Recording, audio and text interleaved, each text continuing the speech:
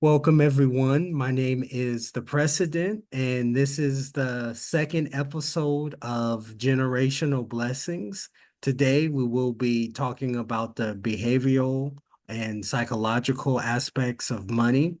And I have a very special guest with me, one of my good friends, Wilson Wong, who is very intelligent when it comes to money and about the best tax advantages with money, how to save money, and just a lot of ways of how to make your money grow. And so I do have a disclaimer I'd like to go over first. And the disclaimer is the topics discussed should not be construed to be legal or tax advice. So please consult your tax advisor.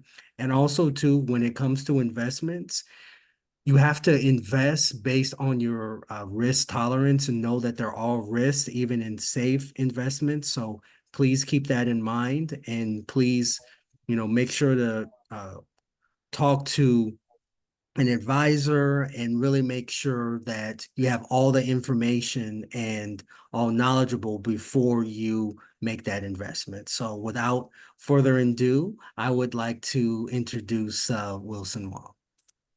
Hey Ben, how's it Hey, going? pretty good. How are you doing today? Good. Thanks for having me on, brother.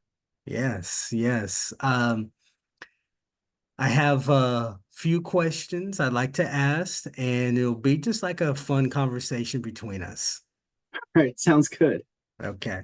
All right. So, first question I have is, what are some strategies for the average person to start saving money even on a tight budget?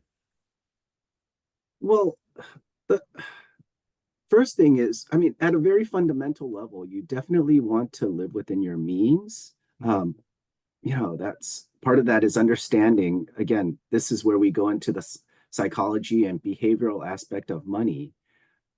You have uh, Google collecting all kinds of data on the average consumer, and then they're selling that to these really large companies who are run by some very smart people that come out of Harvard Business and Stanford Business School and Wharton, and they're and they're the advertising is very powerful, and part of it is they're figuring out what gets you going, what do you enjoy, what pisses you off, and they're pushing all the right buttons to try to appeal to you, to try to sell you that next product.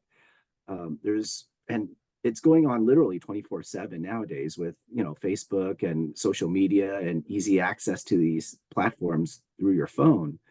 So you want to be aware of that, and then also understand that you know um, there for the average person, there's I think it's important to distinguish between a, a high earner versus somebody who's wealthy. mm, Now, a high earner interesting. is somebody who makes a lot a year, let's say 100,000, 200,000, whatever. A high net, a rich person is somebody with high net worth. Your high net worth is based on how much you have. Mm, So somebody hypothetically could be making $1 million, or again 100, 200,000, whatever, right? If they spend all of that, let's say you have $100,000 and you spend all $100,000, at the end of the day, what's your net worth? It's zero. Are you rich? No, you're no. broke. Now somebody could make 50,000, which is obviously less than the 100,000, but if that person's able to save even, let's say, you know $10,000. Guess what? At the end of the day, what's your net worth? 10,000, right? Would you rather have 10,000 net worth or zero net worth? Mm. So part of that is your understanding your your understanding where, how kind of your comfort level, and also, you're spending within your means. I'm not going to say to hoard money because that's unhealthy as well. Mm. uh, you do make money so that you can enjoy life, and you should be enjoying life, but also again living within your means. They're just with very powerful forces in marketing and advertising. It's really easy to feel compelled to spend every last penny that you have, and in the long run, that's a sure way to go broke. Yeah, you know, so basically it's not just how much you make, it's how you manage your money, you Ex know? So exactly. yeah, so a person could be making, $300,000, but that doesn't mean that they're going to be living a really elegant life and be like balling out like some of the rappers or anything. But then someone else could be making 150, making less, but Yeah, being smarter with their money. So it's really about how you manage your money, not necessarily how much money you make per se. yeah. It's also how much you save. That's the thing, right? I Mm, mean, again, the good point. technical aspect and the practical aspect of it, oh, where to invest your money, etc. All that's great, but at the end of to even start that, you have to be able to save some of your paycheck first. And there are people who just get a complete kick out of spending every last penny that they have. And again, that's just not healthy. And I've definitely seen that where somebody makes 600,000 or $1 million, and you know you you buy a bigger house. How much space do you really need, right? And True. of course, you're paying property taxes with that. You're paying, your insurance bill is going to be heftier. Your utility bills are going to be heftier. Um, so really, it's about living within your means and not spending everything. Um, and just save. You know, so that's what's hard for most people. And if we're going to go into tax provisions, sections of the tax code, um, I mean, 401k, right? I Mm. mean, everyone knows what that is, 401k. It's really difficult for most people to get started. They keep thinking, oh, I got that bill coming up. I got another bill coming up, right? But here's the thing, the earlier you start saving, the better. Uh, Mm.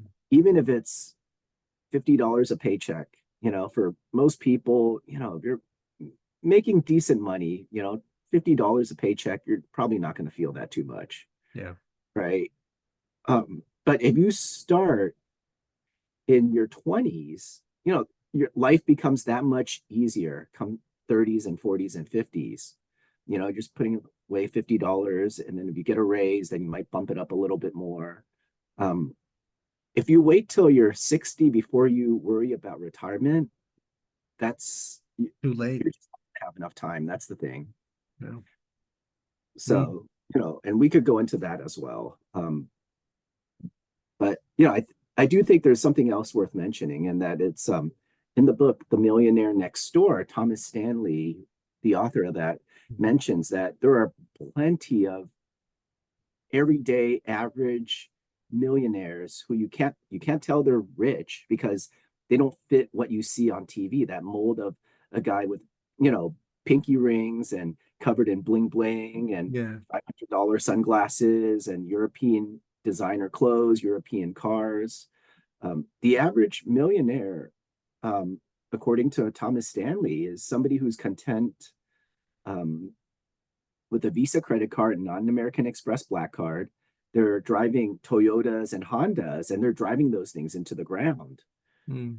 So at some point, it really is your habits and your behavior and your psychology that affects your net worth, really, your bottom line. Ah, that is, it's very good how you put that, your mindset, because I think the mindset and psychology is just so important, not only how we look at money, but a lot of aspects of other things in our life as well. Yeah, it definitely is, and again, you don't want to be in a position where you're hoarding money, where you're just afraid to spend. I think that's unhealthy too. That's Mm. the other extreme, somebody who just, hoards everything and is afraid to spend. Um, Mm. you got to enjoy life. That's the thing. If you force yourself to not spend, you'll just be miserable, and you're gonna have issues finding a partner, and that's not attractive. I guarantee you that. You know, it, yeah, and you can't take it with you when you die. So Exactly. Yeah. And you know how I look at things in life is that, everything is really temporary. We're renting everything. We don't actually own our house or car or anything because when we die, it goes on to passes on to someone else. And so the thing is, even with money, like you said, we can't take that with us, but what we can do is enjoy it as best we can. And the memories are something that we can always take with us, and it's about having that balance. I mean, you save some, you manage it well, but then you do have a good time as well. So it's just Yeah, finding that right center point with it. yeah, exactly. I think for myself, for instance, if I could just mention myself for 1 second, Yeah, right?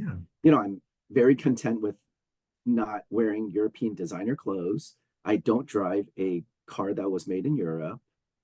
But I do enjoy nice vacations. So, that's you kind of pick your spots, right? You can't get it all, but you pick some here or there that, you really enjoy just to give yourself a break from reality once in a while. So spending a little bit here and there, it does make because you're in this rat race, right? Most people are. You're working at, some job, and it's eh, you know, at some point you need a little break from it. That's the thing. And the money for me, being able to spend on a nice vacation, maybe a few weeks a year, that helps recharge me and refresh me. And then I come back and I'm able to be a much more productive worker, uh, just a generally happier person. Yeah, I'll say this and then I'll ask you the next question here.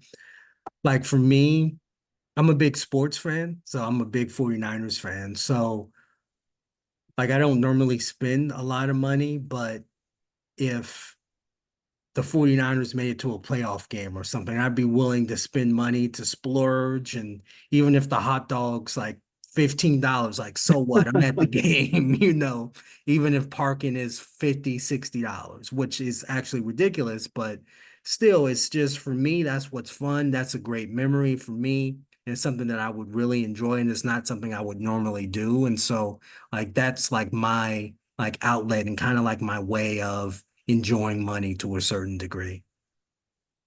Yeah, very good. I mean, it's sports. Go Niners.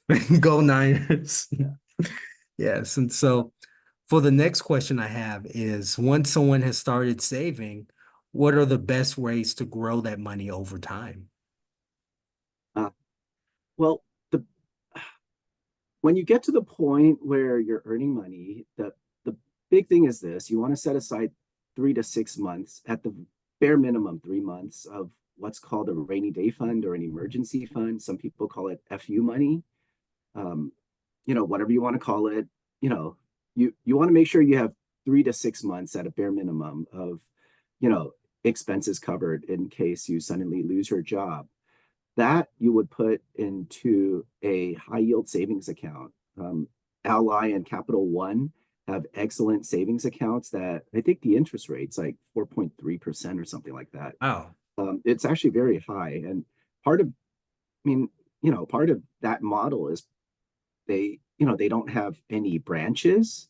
They don't pay employees to work in those branches. And so they're able to pay, higher interest rates and, give that more of that back to you. So, you want to make sure you have at least 3 to 6 months set aside.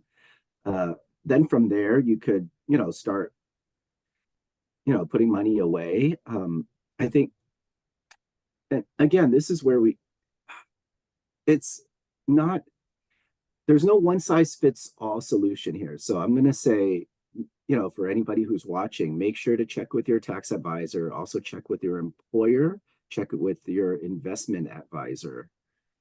Um, the way I would do it is if I had employer matching on a 401k, that is pretty common nowadays, right? A lot of times they'll match 3 to 6%.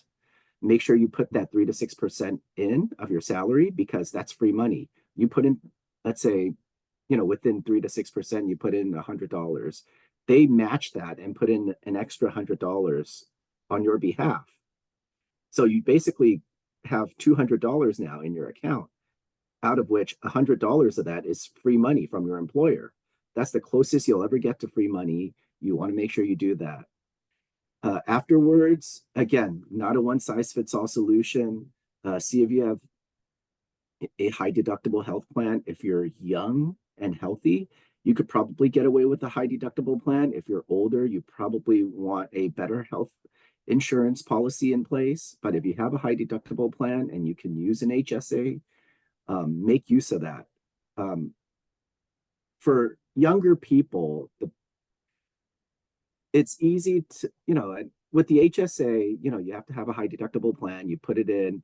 Some people are inevitably going to start thinking, oh, it's you have to use it on healthcare, and there, even if I overfund this thing and I die and there's money left over in it, you know, I'm stuck. Or if I get too old, I'm never going to get that sick. So if it grows to be $100,000, I'm just never going to be able to use it up. Um, well, the best time to start building that healthcare fund for when you get older is when you're younger, Mm, because time you're going to be able to invest that money potentially for 20 to 30 years. And yeah, you're healthy now in your 20s and 30s and maybe 40s, but come 60s, 70s, and 80s, not so much, right? That hearing aid that you might need, that's potentially thousands of dollars each for each side. Your dentures, that's $5,000 to $6,000 potentially, right? You need you might need to go into a nursing facility. Well, yeah, that's going to add up very, very quickly. That's going to burn through a lot of people's, almost a year's salary in many cases, maybe more. So, you'll have opportunities to use up that fund, that this HSA that you set aside specifically for medical and healthcare. Um, the tax From a tax standpoint, it's beneficial for two reasons. You get the tax deduction up front and it comes out tax free on the back end. mm, With most of these tax managed accounts, you get the benefit at the front end and you have to pay for it on the back end, or you pay for it in the front end and get the benefit at the back end. With the HSA, you get the tax deduction up front when you put the money in, and when you pull the money out, assuming you use it for medical, it's a tax-free distribution. So you get the best of both worlds there. Um, After that, I would consider a Roth if you can.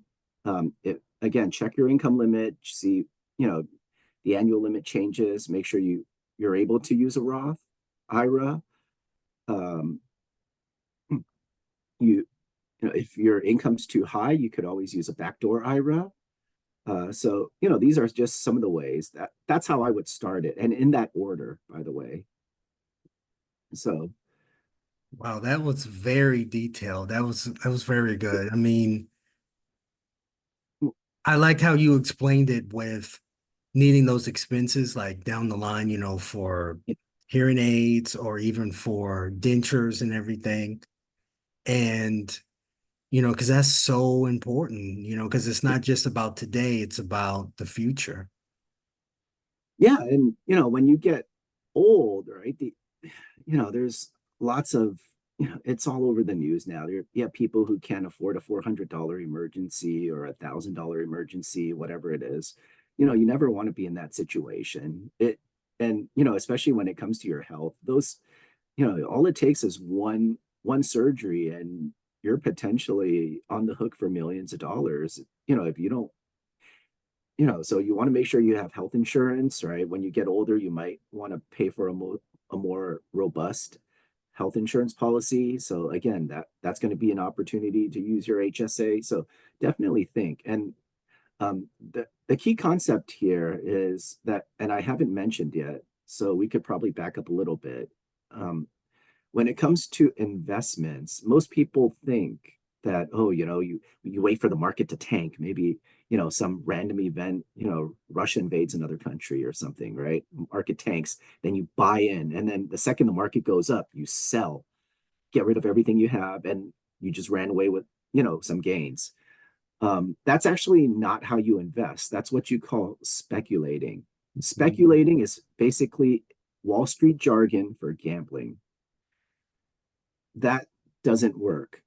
The best investments are the ones you don't sell. And time in the market beats timing the market. So you want to invest early and often.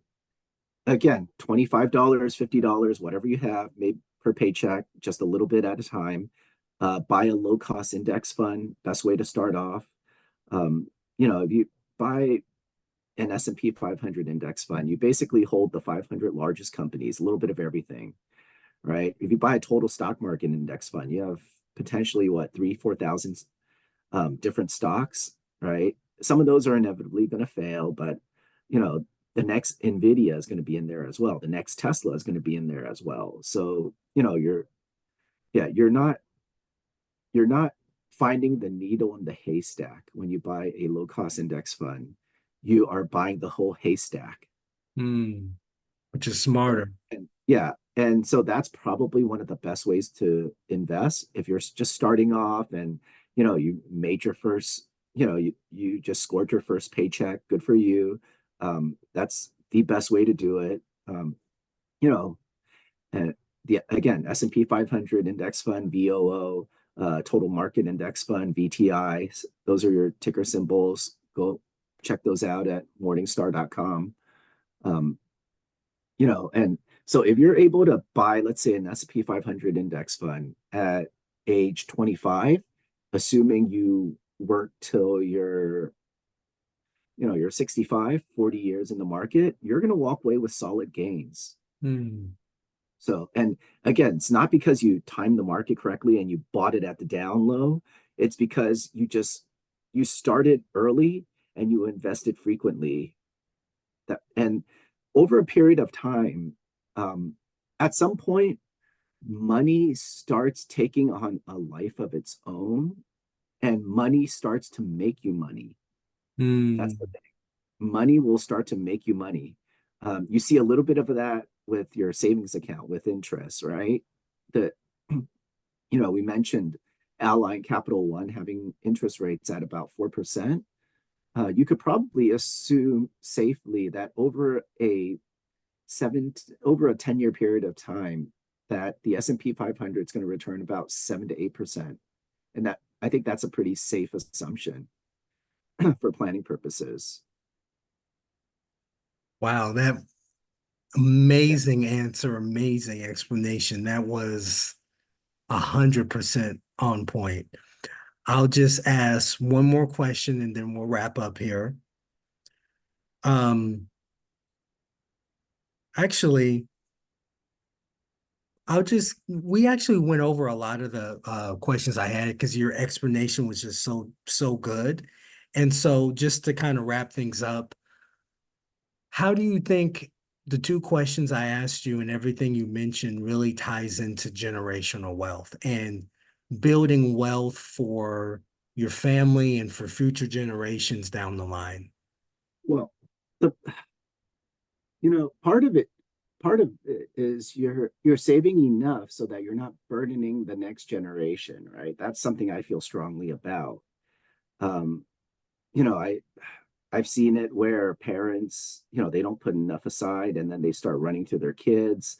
Um, and especially with, what's going on with Social Security, right? If, Social Security isn't fixed, potentially, retirees will be collecting only 80% of what they should they should be entitled to collect. So and if you're wealthy, that really doesn't affect you, right? But if you're somebody who's middle class, or you